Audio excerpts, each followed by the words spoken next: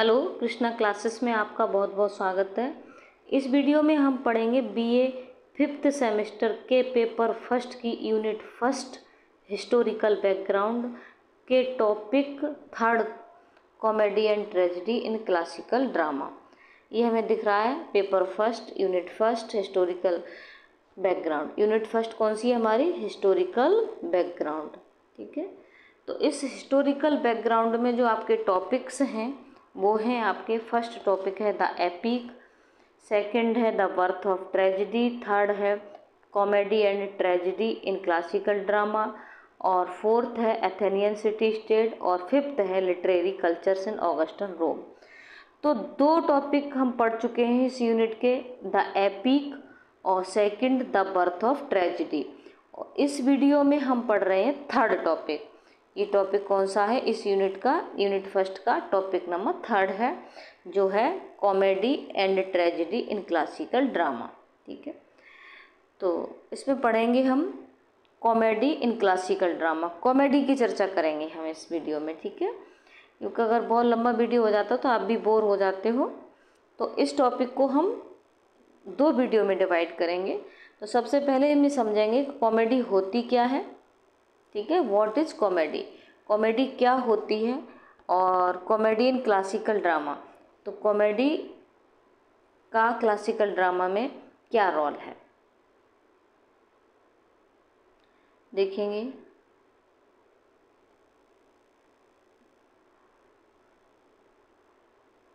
What is comedy? The word comedy comes from the French word comedy. Comedy शब्द जो है French शब्द comedy से आता है, जिसकी स्पेलिंग है DIE। यहाँ पर DY है और यहाँ पर DIE है। ठीक है, विच इज़ ड्राइव्ड, जो लिया गया है, from the Greco Latin word comedia. मतलब ये शब्द जो है कॉमेडी शब्द है वो कहाँ से आया? फ्रेंच कॉमेडी शब्द से आया। और ये कॉमेडी शब्द भी कहाँ से लिया गया? ग्रीको लैटिन वर्ड कॉमेडिया से लिया गया। Comedy is made up of two words. Comedy शब्द है दो शब्दों से मिलकर बना है। फर्स्ट है कॉमस, विच मीन्स, जिसका मतलब है या अर्थ है टू रेवेल और रेजॉइस। रेवेल का मतलब होता है आनंद लेना, और रेजॉइस का भी मतलब वही आनंद लेना ही है। एंड ऑयडेन, ऑयडेन का मतलब होता है विच मीन्स, जिसका मतलब है टू सिंग, गाना। इस प्रकार कॉमेडी इज रेबेल और रेजॉइसिंग सिंग। इस तरह कॉमेडी का जो अर्थ है, कॉमेडी का जो तात्पर्य है वो क्या है कि ये क्या है? एक रेबेल और रेजॉइसिंग सिंग है, मतलब आनंद पूर्वक गाना। And a song of enjoyment, इसे एक सॉन्ग ऑफ एन्जॉयमेंट भी कहा जाता है, कहा जा सकता है। ठीक है, आनंद का गीत या आनंद से गाने वाला गीत या आनंद से गाया जाने वाला गीत। आगे देखेंगे, comedies are lighter in tone and aim to make the audience laugh. Comedies are lighter in tone, comedies जो होती हैं वो टोन में कैसी होती हैं? थोड़ी लाइट होती हैं, लाइटर होती हैं। And aim to make the audience laugh, और इनका जो उद्देश्य होता है वो होता है ऑडियंस को हंसाना। ऑडियंस को हंसाना इनका उद्देश्य होता है। They usually have a joyful ending, इनकी सामान्यतः जॉयफुल एंडिंग होती है। मतलब ट्रेजेडी की जो एंडिंग होती है वो सैड एंडिंग होती है, जिसमें हीरो की मौत होती है, और इसमें क्या है, एंड जो होता है वो क्या होता है? जॉयफुल होता है। तो कॉमेडी क्या होती है? ट्रेजेडी की ठीक उल्टी कॉमेडी होती है। ट्रेजेडी का अपोजिट क्या है? कॉमेडी है। उसमें क्या होती है? जो सेटिंग होती है वो ग्लूमी होती है, और इसमें सेटिंग होती है वो जॉयफुल होती है। The characters are placed in the unexpected setting in the comedies.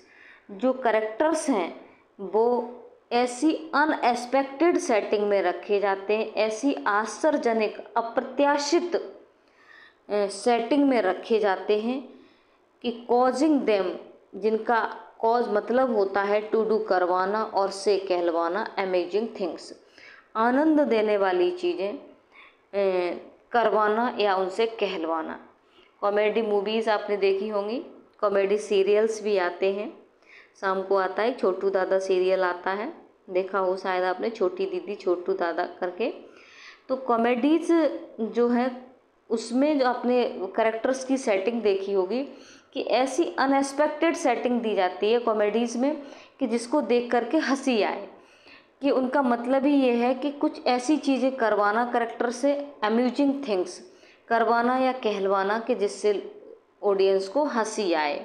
उनकी जो फिजिकल अपीयरेंस होती है और क्लॉथिंग होती है, मैनर्स जो होते हैं, वे ऑफ टॉकिंग होता है, ये सब क्या होता है, कॉमन व्यक्ति से डिफरेंट होता है, अनएक्सपेक्टेड होता है, अप्रत्याशित होता है, जिसको लोगों को देख करके हंसी आती। आगे चलेंगे, हाँ यहाँ से पढ़ेंगे अब comedy in classical drama, classical drama में कॉमेडी। ठीक है, तो देखो वीडियो को लाइक और सब्सक्राइब करना ना भूलें। सब्सक्राइब इसलिए करें ताकि आपको नेक्स्ट वीडियो का नोटिफिकेशन मिलता रहे, और लाइक तो कर दिया करो कम से कम। हम आपके लिए नोट्स तैयार करते हैं, इस तरह तैयार करते हैं ताकि आपको आपका पेपर सब्जेक्टिव आए तो आपको लिखने में भी प्रॉब्लम ना हो। तो देखेंगे, ancient Greek comedy was one of the last 3 major dramatic genre of classical Greek theatre. Ancient Greek comedy जो थी, एंशियंट ग्रीक कॉमेडी जो थी वो क्या थी, लास्ट अंतिम 3 मेजर मुख्य ड्रामेटिक विधाएं, अंतिम 3 मुख्य ड्रामेटिक विधाएं क्लासिकल ग्रीक थिएटर्स की, क्लासिकल ग्रीक थिएटर की अंतिम 3 मुख्य विधाओं में से एक विधा थी। ठीक है, कौन सी, comedy, Greek comedy. Together with, इसके साथ कौन, कितनी थी, 3 विधाएं थी, किसकी, क्लासिकल ग्रीक थिएटर की। कौन कौन सी, एक तो कॉमेडी ही हो गई, ठीक है, इसमें से एक थी कॉमेडी। टुगेदर विद, इसके साथ एक ट्रेजिडी थी एंड सटायर प्लेस, और सटायर प्लेस थे, मतलब एक कॉमेडी हो गई, एक कॉमेडी, दूसरी ट्रेजिडी और तीसरी सटायर प्लेस, ये 3 विधाएं थी, उनमें से एक ही है। ठीक है, एंड सॉरी यहाँ से देखेंगे, typically Athenian comedy is classified into 3 periods. Typically, particularly, विशेष रूप से जो एथेनियन कॉमेडी थी, कॉमेडी है, इज क्लासिफाइड, उसको क्लासिफाइड किया गया है, वर्गीकृत किया गया है इनटू 3 पीरियड्स, 3 पीरियड्स में इस एथेनियन कॉमेडी को क्लासिफाइड किया जाता है। वो कौन कौन सी हैं, यहाँ पर क्वेश्चन बन जाता है आपका, यदि पेपर आपका ऑब्जेक्टिव आता है तो, कि जो क्लासिकल कॉमेडीज़ थी या एथेनियन कॉमेडीज़ जो थी वो, उनको कितनी कैटेगरीज में, कितने पीरियड्स में डिवाइडेड किया गया है, क्लासिफाइड किया गया है। तो थी 3, फर्स्ट है ओल्ड कॉमेडी, सेकंड है मिडिल कॉमेडी, और थर्ड है new comedy. Old, middle and new comedy, 3 periods में इनको डिवाइड किया गया, क्लासिफाइड किया गया है। तो सबसे पहले हम अध्ययन करेंगे ओल्ड कॉमेडी का। ठीक है, सबसे पहले क्या पढ़ेंगे हम, ओल्ड कॉमेडी पढ़ेंगे। ये दिख रहा है हमें, old comedy. Aristophanes is the most significant old comedy dramatist. Aristophanes जो थे वो ओल्ड कॉमेडी सबसे महत्वपूर्ण, मतलब सिग्निफिकेंट मीन्स महत्वपूर्ण, सबसे महत्वपूर्ण ओल्ड कॉमेडी ड्रामेटिस्ट थे। ध्यान रखेंगे इनका नाम, ठीक है, कौन थे, Aristophanes. He was born in 446 BC। उनका जो जन्म हुआ था वो 446 BC में हुआ था। एंड हिज वर्क्स, उनके वर्क, उनके कार्य इफ़ेक्टिवली, प्रभावशाली तरीके से डिफाइन, परिभाषित करते हैं द जेनरे इस विधा को टुडे आज because of their sharp political satire, अपने शार्प राजनैतिक व्यंग के कारण, एंड ग्रेटर क्वांटिटी और अत्यधिक क्वांटिटी ऑफ सेक्सुअल और स्कैटोलॉजिकल मतलब गंदगी से भरे हुए इन न्यूडो का मतलब कटाक्ष या व्यंग। अब बात को समझेंगे, ठीक है। तो जो इनके वर्क थे किनके, अरिस्टोफेंस के, मतलब इनका जन्म कब हुआ था, 446 ईस्वी में हुआ था। इनके जो वर्क थे वो किसको डिफाइन करते हैं, इस जेनर को डिफाइन करते हैं टुडे आज के रूप में। कैसे आज के रूप में, बिकॉज ऑफ किसके कारण, इनकी जो वर्क में जो था क्या था कि शार्प पॉलिटिकल सटायर था, क्योंकि आज राजनीतिक माहौल है, ठीक है, और ग्रेटर क्वांटिटीज ऑफ सेक्सुअल, और उनकी जो कृतियाँ थी वो उनमें क्या था, ग्रेटर क्वांटिटीज़ थी, बहुत अधिक मात्रा थी किसकी, सेक्सुअल की, जो आज के समय में बहुत अधिक व्याप्त है। समझ में आ रहा है। पॉलिटिकल अपनी चरम सीमा पर है और सेक्सुअल भी अपनी चरम सीमा पर है। एंड स्कैटोलॉजिकल इन न्यूडोज, और स्कैटोलॉजी का मतलब गंदगी से संबंधित या गंदगी से भरे हुए, हर तरह की गंदगी जो समाज में व्याप्त है। इंड्यूस्ड नहीं, इन न्यूडोज का मतलब होता है इन न्यूडो का मतलब होता है एक तरह से कह लीजिए इन न्यूडो कटाक्ष व्यंग, ठीक है। तो स्कैटोलॉजिकल कटाक्ष जो आज हमें देखने को मिल रहा है, क्योंकि आज चारों तरफ क्या है, एक गंदगी भरा माहौल है, ठीक है। तो उसको उनकी जो वर्क थे वो उसको डिफाइन करते हैं। Aristophanes made fun of the most significant personality and institutions of his time. यहाँ से फिर से देखेंगे, ठीक है। तो अरिस्टोफेंस मेड फन, अरिस्टोफेंस ने क्या किया, मेड फन, उपहास किया, मजाक उड़ाया, उनका उपहास किया, किसका, द मोस्ट सिग्निफिकेंट पर्सनैलिटीज, जो मोस्ट सिग्निफिकेंट सबसे अधिक महत्वपूर्ण व्यक्तित्व थे, लोग थे, और इंस्टीट्यूशंस थे, संस्थाएं थी, ऑफ हिज टाइम, उनके समय की, उनका उन्होंने उपहास किया था अपनी कृतियों में। लेटर यूरोपियन राइटर्स, बाद में यूरोपियन राइटर्स जो थे इनका नाम था रेवलेस और Cervantes, Swift and Voltaire were influenced the old comedy. Rabelais, Cervantes, Swift और जो वोल्टेयर थे, जो ये यूरोपियन राइटर्स थे, ये ओल्ड कॉमेडी से बहुत अधिक प्रभावित हुए।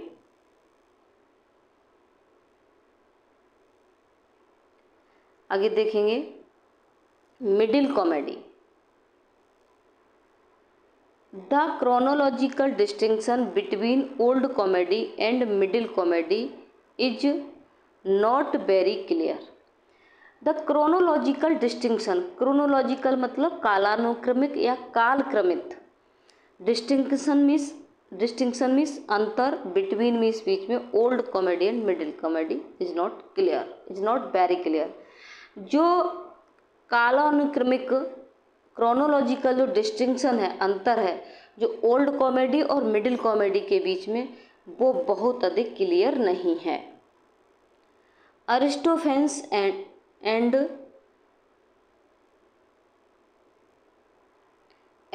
अदर ओल्ड कॉमेडी राइटर्स, अन्य old comedy writers who came जो आए आफ्टर पीछे हिम उनके, are occasionally recognised as the earliest middle comedy poets. उनके पीछे जो राइटर्स आए, उन राइटर्स को ओकेशनली का मतलब एक प्रसंगवत, यदा कदा, उनको किसके रूप में, अर्लीस्ट मिडिल कॉमेडी पोइट्स के रूप में जाना गया, पहचाना गया, किनके पीछे? अरिस्टोफेंस के पीछे। उनके पीछे जो राइटर्स चले, उनके पीछे जो आए, उन्होंने लिखा, तो वो क्या कहलाए? अर्लीस्ट मिडिल कॉमेडी पोइट्स कहलाए या पहचाने गए, recognised. The three main ways in which middle comedy differs from old comedy are as follows। Three main ways, तीन मुख्य वेज हैं, तीन मुख्य तरीके हैं, इन विच जिसमें middle comedy differs, middle comedy अंतर करती है from old comedy, old comedy से। मतलब तीन मुख्य तरीके हैं जिससे मिडिल कॉमेडी और ओल्ड कॉमेडी को डिफरेंट किया जा सकता है, अलग किया जा सकता है, वो उसको अलग बनाती हैं। किसको? मिडिल कॉमेडी को ओल्ड कॉमेडी से। वैसे तो कोई विशेष क्लियर नहीं है, दोनों के बीच में कोई विशेष डिस्टिंक्शन नहीं है। पहला क्या है? डिफरेंस है किसके बीच में? Old comedy and middle comedy. ठीक है, डिफर्स, यहाँ से देखेंगे, middle comedy differs from old comedy. ठीक है, तो फर्स्ट है the chorus role was reduced to the point where it had no influence on the plot. Chorus का जो रोल, जो कॉमेडी और ट्रेजेडी में कोरस सॉन्ग होता है, जानते होंगे आप, नंबर ऑफ पर्सन मिलकर के एक सॉन्ग गाते हैं और साथ साथ क्या बोलते हैं, उसके साथ एक्शन भी करते हैं। तो जो कोरस सॉन्ग था उसके रोल को रिड्यूस कर दिया गया। रिड्यूस का मतलब कम कर दिया गया, संक्षिप्त कर दिया गया, छोटा कर दिया गया, घटा दिया गया। टू द पॉइंट, उस पॉइंट से बेयर जहाँ इट हैड नो इन्फ्लुएंस, यह नहीं रखता है, ऑन द प्लॉट, प्लॉट पर जहाँ पर ये प्रभाव नहीं रखता है, वहाँ से कोरस के रोल को हटा दिया गया। जैसे कि हर इंसिडेंट का अपना एक प्रभाव होता है, किस पर? प्लॉट पर, कि उस इंसिडेंट को यदि प्लॉट से हटा दिया जाए, कथानक से हटा दिया जाए, योजना उससे, प्लॉट से, स्टोरी के प्लॉट से, तो स्टोरी कहीं ना कहीं तितर बितर हो जाती है, उसका अपना वजूद थोड़ा सा डिस्टर्ब हो जाता है। तो लेकिन जहाँ कोरस सॉन्ग्स होते हैं, कोरस रोल होता है, वहाँ पर जहाँ पर प्लॉट पर इसका कोई इन्फ्लुएंस नहीं था, यहाँ पर लग रहा है कि प्लॉट पर इसका कोई प्रभाव नहीं है, वहाँ से कोरस के रोल को क्या कर दिया गया? रिड्यूस कर दिया गया। सेकंड है public characters were not personified on the stage. Public characters जो थे उनको स्टेज पर पर्सोनिफाइड नहीं किया जाता था, नहीं किया गया था। किसमें? मिडिल कॉमेडीज में। थर्ड है the objects of ridicule were general rather than personal as well as literary rather than political. The object of ridicule, ridicule का मतलब होता है मजाक उड़ाने वाले या खिल्ली उड़ाने वाले। ऑब्जेक्ट्स मीन्स चीज़ें या वस्तु हैं, तो ऑब्जेक्ट्स ऑफ रिडिक्यूल, मजाक बनाने वाले, खिल्ली उड़ाने वाले जो ऑब्जेक्ट्स थे, वर थे जर्नल, सामान्य, रेदर देन की बजाय या के अपेक्षा पर्सनल, पर्सनल के बजाय जर्नल थे। ठीक है, पहले क्या था? पर्सनल हुआ करते थे ओल्ड कॉमेडीज में, लेकिन किसमें? मिडिल कॉमेडीज में क्या कर दिए गए? जर्नल। एज वेल एज और लिटरेरी रेदर देन पॉलिटिकल, और पॉलिटिकल के स्थान पर, पॉलिटिकल की बजाय इनको लिटरेरी कर दिया गया। ठीक है, यह लिटरेरी थे और ओल्ड में क्या थे? पॉलिटिक। आगे चलेंगे नेक्स्ट। अब देखेंगे new comedy. After the demise of Alexander the great in 323 BC। After, demise का मतलब होता है एक तरह से विफलता या समाप्ति या failure of the Alexander the great. Alexander the great जो था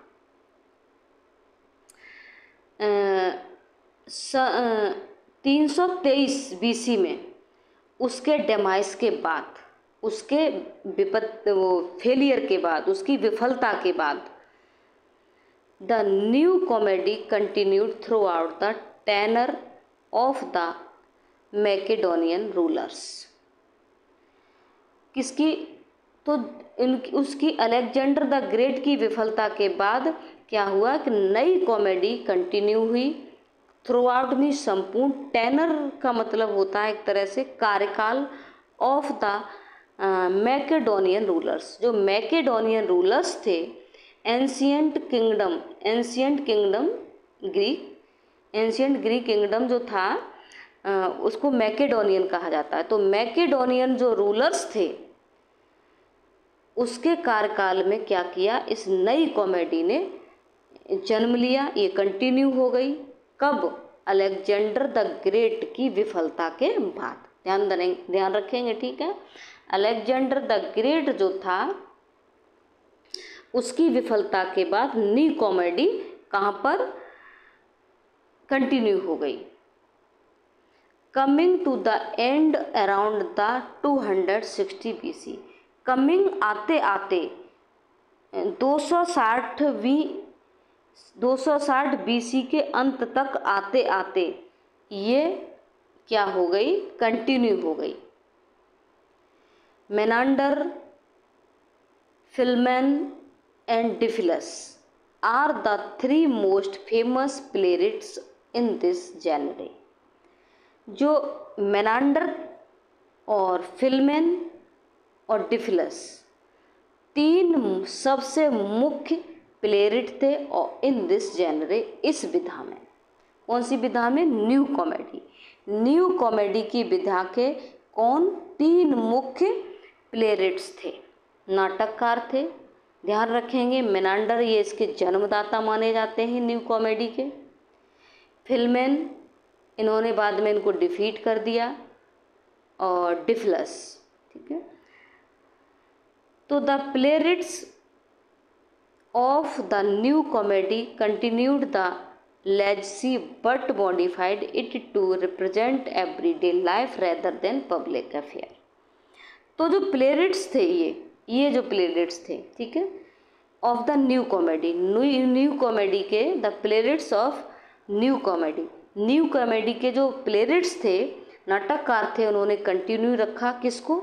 लेजेसी। लेजेसी का मतलब होता है एक तरह से कह दीजिए जैसे दिवंगत व्यक्ति, जो लोग मर गए, वो व्यक्ति अपनी कोई चीज़ छोड़ गए, चाहे संपत्ति या वसीयत, ठीक है, उसको कहते हैं लेजेसी। और यहाँ पर जो प्लेरिट्स जो चले गए, उनकी जो ट्रेंड था, उनकी जो लिटरेचर रूपी जो संपत्ति थी, मतलब उसे कहेंगे लेजेसी। तो यहाँ पर जो प्लेरिट्स थे ऑफ द न्यू कॉमेडी के जो प्लेरिट्स थे, उन्होंने इस लेजेसी को कंटिन्यू रखा, बट लेकिन मॉडिफाइड इट, लेकिन उसको मॉडिफाइड कर दिया। मतलब जो पिछली जो कॉमेडी रही और पिछले जो प्लेरिट रहे कॉमेडी के जो प्लेरिट्स रहे, लेखककार रहे, नाटककार रहे, उस लेजेसी को तो इन्होंने कंटिन्यू रखा, लेकिन क्या कर दिया, इसको थोड़ा सा मॉडिफाइड कर दिया। Modified it to represent everyday life, और मॉडिफाई करके इन्होंने क्या कर दिया, रिप्रेजेंट कर दिया, इसको प्रदर्शित कर दिया एवरीडे लाइफ में इसको रिप्रेजेंट कर दिया, दर्शा दिया। रेदर देन की बजाय पब्लिक अफेयर की बजाय या पब्लिक अफेयर के स्थान पर इन्होंने एवरीडे लाइफ को रिप्रेजेंट कर दिया मॉडिफाइड करके। क्लियर? आगे चलेंगे। मेनांडर, आगे देखेंगे। Menander was one of the most famous representative of the Greek new comedy. Menander जो थे वो ग्रीक न्यू कॉमेडी के मोस्ट फेमस रिप्रेजेंटेटिव थे, प्रतिनिधि थे, ठीक है। ग्रीक न्यू कॉमेडी के मोस्ट फेमस रिप्रेजेंटर थे या रिप्रेजेंटेटिव थे, प्रतिनिधि थे, या कह लीजिए इस तरह से आता है who was the father of new Greek comedy. तो मेनांडर, यहाँ पर हम ये भी सेंटेंस लिख सकते हैं, Menander was the father of Greek new comedy. Menander was frequently defeated by Philmen in the contests। तो जब मेनांडर को फिर क्या किया गया, फ्रीक्वेंटली, धीरे धीरे डिफीटेड कर दिया गया, किसके द्वारा, फिल्मेन के द्वारा। फिर इन कंटेस्ट, कंटेस्ट का मतलब होता है एक तरह से प्रतियोगिता, कंपटीशन। इस कंपटीशन में, न्यू कॉमेडी की कंपटीशन में फिर क्या कर दिया, न्यू कॉमेडी की कंपटीशन में फिल्मेन ने क्या कर दिया, फ्रीक्वेंटली मेनांडर को डिफीटेड कर दिया, हरा दिया। Philemon was the most successful in new comedy in his own time.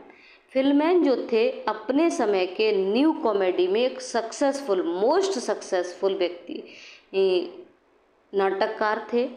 मेनांडर्स comedies, Menander की कॉमेडीज फोकस करती थी, मोर, अधिक, ऑन द बड़ी चिंताएं, एंड शॉर्टकमिंग्स का मतलब होता है दुर्बलताएं, दोष of the common man, his personal relationship, उनका व्यक्तिगत संबंध, family life and social disaster, सामाजिक घोर आपत्ति विपत्ति, then political and public life.